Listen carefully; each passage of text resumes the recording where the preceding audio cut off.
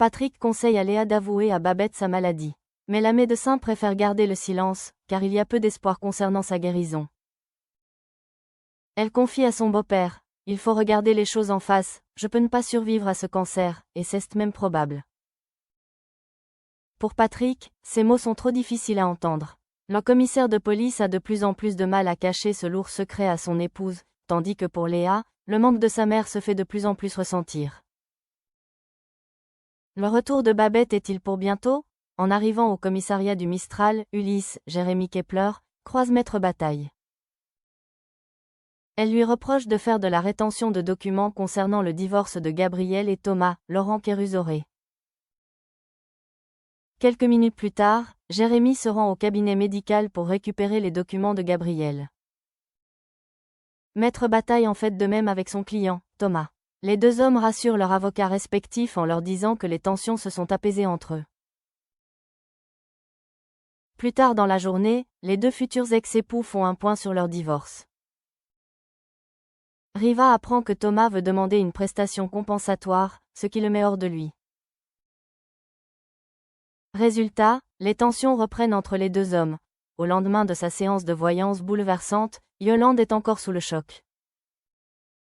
Face au portrait de son défunt époux, Jocelyn, elle s'adresse à lui. « Pourquoi tu me demandes de te rejoindre dans la mort?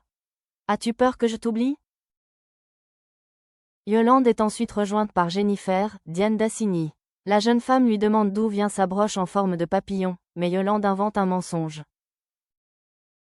Jennifer est méfiante. La raison? Madeleine avait presque la même broche. Inquiète pour son amie, elle lui demande: « C'est important, dites-moi qui vous a offert cette broche. » Quelques heures plus tard, Jennifer retrouve Barbara, Léa François, au Mistral. Elle lui révèle que Yolande consulte une voyante, la même que celle de Madeleine. Pour les deux amis, aucun doute, Mélusine serait la complice d'Antoine Lamaurie. Au Mistral, Jawad annonce à Barbara qu'il a vu clair dans son jeu. Elle est charmée par Louis Roby.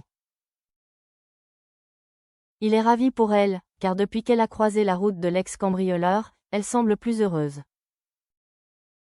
De plus, il sous-entend que Louis aurait également des sentiments pour elle. Quelques heures plus tard, Jennifer et Barbara demandent à Louis d'analyser la broche, mais ce dernier ne remarque rien d'anormal. Une fois la discussion finie, Barbara demande à Jennifer si elle peut garder Yael, mais celle-ci travaille déjà. Contre toute attente, Louise se porte volontaire pour jouer le baby-sitter. Barbara profite d'être seule pour se rendre au cabinet de voyance de Mélusine pour une toute première consultation. Elle lui fait croire qu'elle se sent mal depuis quelque temps. La voyante fait le lien avec Yael et lui lance: « Il pleure, il vous appelle, il veut son papa aussi. »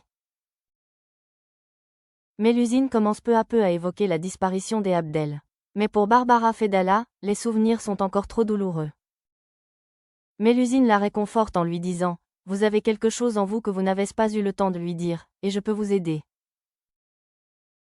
En sortant du cabinet de voyance, Barbara semble effondrée par ce qu'elle vient d'apprendre.